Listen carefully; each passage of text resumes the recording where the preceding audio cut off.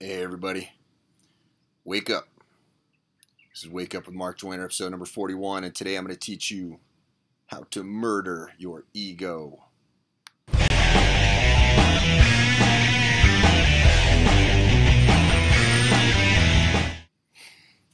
Alright, so first off, is murdering the ego even a good idea? Should you murder it? But before we even answer that, we got to ask, what is the ego? What is it exactly? What are we talking about? You know, we have this problem with language. And I'll tell you, 90% of the political discussions I see online where people are yelling at each other and screaming at each other comes from them not defining the terms that they're using and misunderstanding each other.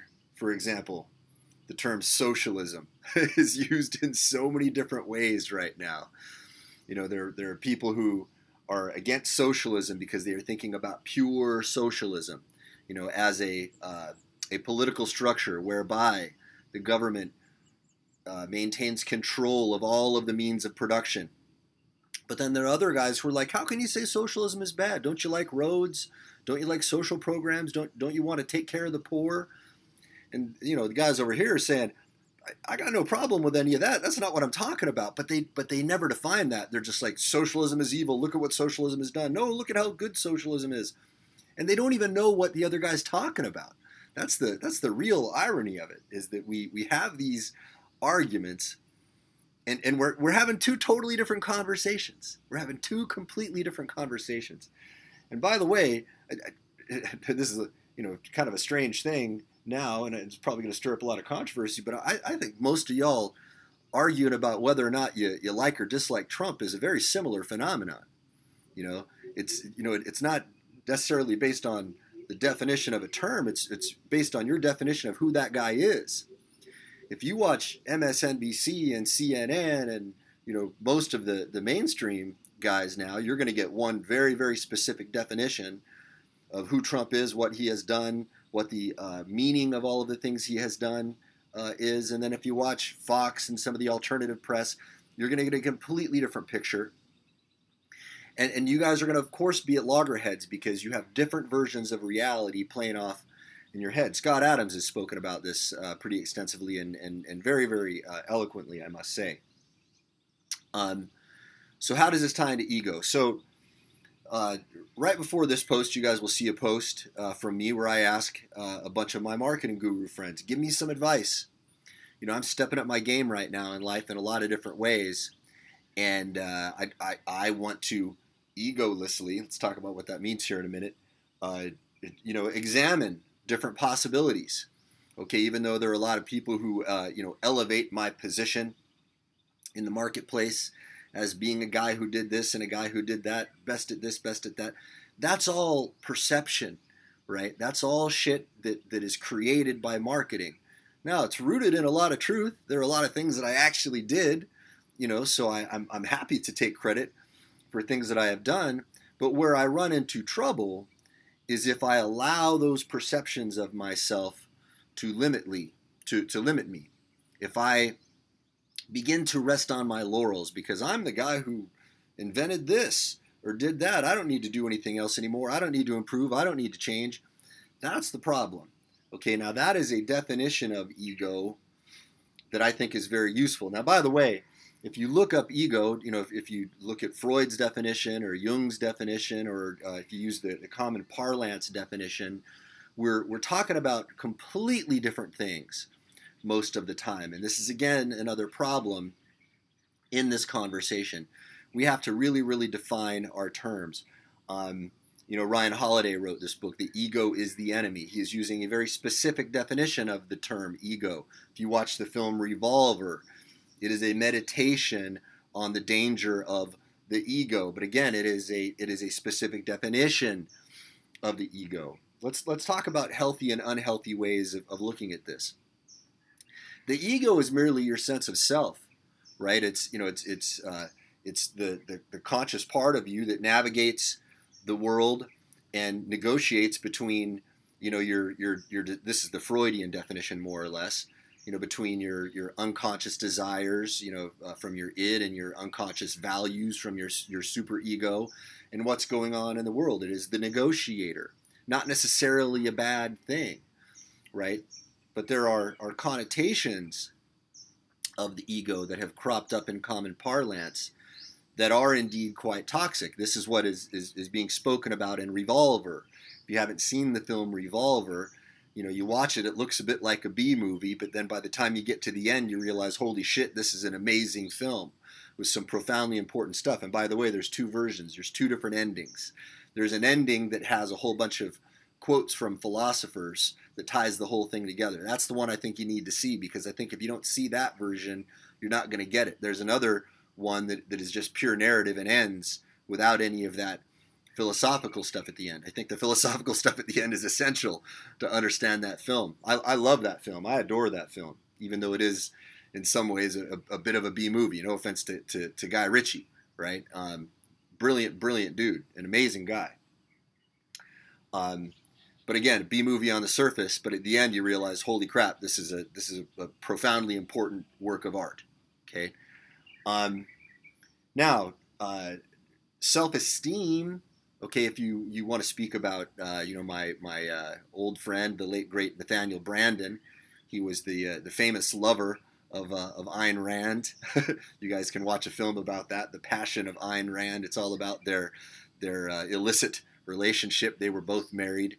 And if you read the Galt's speech in Atlas Shrugged, which really kind of sums up the entire philosophical premise of that enormous book, Atlas Shrugged.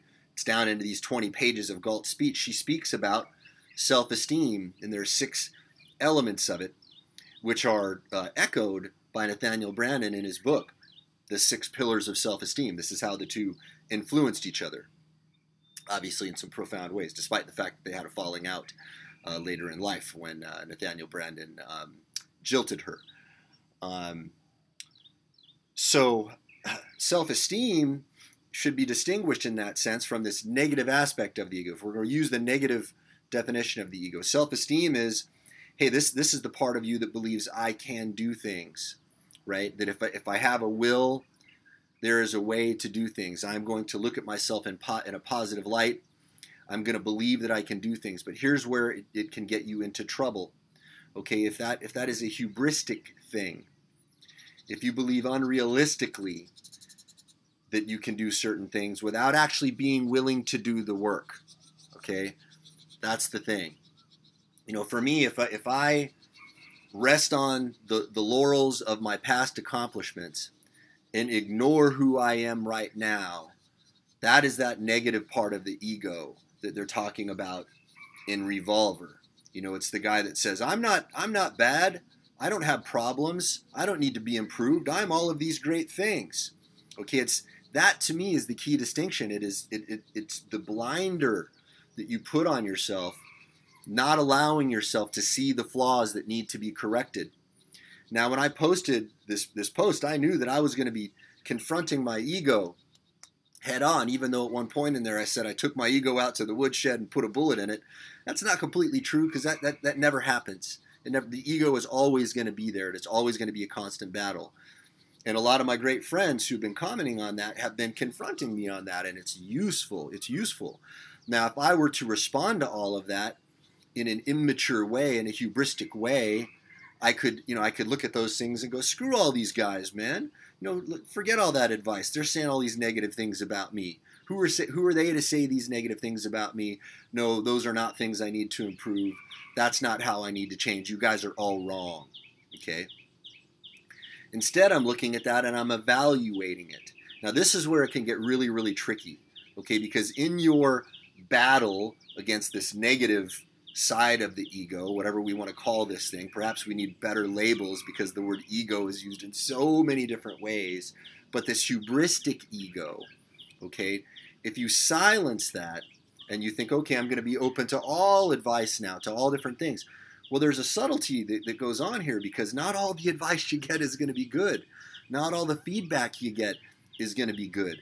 I'm sure that amongst all of that advice, even though 99% of it appears to be really sound and really great advice, and I'm super grateful for everything that everybody has said in there so far. There are probably a few things in there that people said out of their own ego. It's their own bullshit coming out. Like, let me sabotage this guy a little bit. Let me say some things that are going to sap his self-esteem a little. Let me take him down. And I haven't seen anything like that, but I haven't read all the responses yet. There's so many.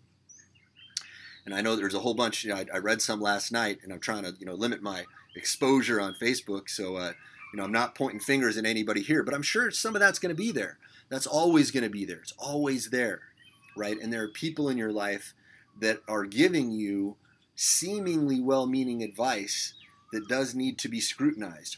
What does this really mean? So this is a delicate dance, guys. There is no right answer to this. And in the film Revolver, they give a pretty good simplified answer to this, right? And I don't want to spoil it for you. There is the main definition of it can be summed up in one sentence. There's the one key point of that film, which I advise everyone to go watch.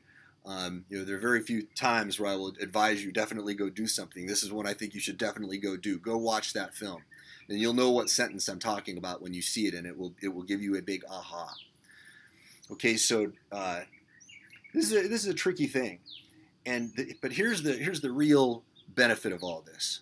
Okay, why would you put yourself through all of these things? Because there is something that happens to you when you face those weaknesses honestly, with true discernment, with true clarity, and you put in the hard work required to change yourself.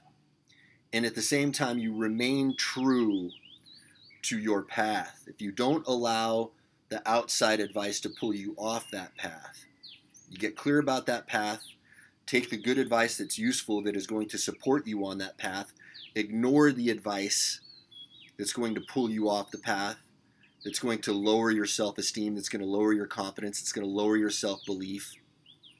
And then you go in and you really do the work. This is the thing, guys. If you're not really doing the work, none of it matters. Okay, we can talk about this stuff all day long, but if you're not going to get out there and do the real work, it doesn't matter. Brian Tracy has this great phrase. He says, you can't hire someone to do your push-ups for you. Okay, so I posted that post, and I said, man, that me posting this up there implies a lot of things. It implies that I'm going to have to battle with my ego. I'm going to have to keep myself in check to watch how I respond to these things emotionally. I'm going to have to look at some of the advice that is, well-intentioned, but maybe not exactly appropriate for me. I'm going to have to look at some of the advice that maybe is subtly not well-intentioned. There's a whole dance there, but then, if I come to some realizations through looking at all of that and go, man, there are some real big changes I'm going to have to make. If I'm not willing to make those changes, if I'm not going to get in there and do that work, that whole thing was mental masturbation. Okay? It's a waste of your time. It's a waste of my time. So now what I got to do is I got to get in there and really examine that stuff, really examine myself, really examine my path, and then roll up the sleeves, which I never wear, right? And get down to work. And that's the thing. The work is the thing, but it's not just any work, guys. It's got to be the right work. And if you don't do that analysis with that clarity first, you aren't going to know what the right work is.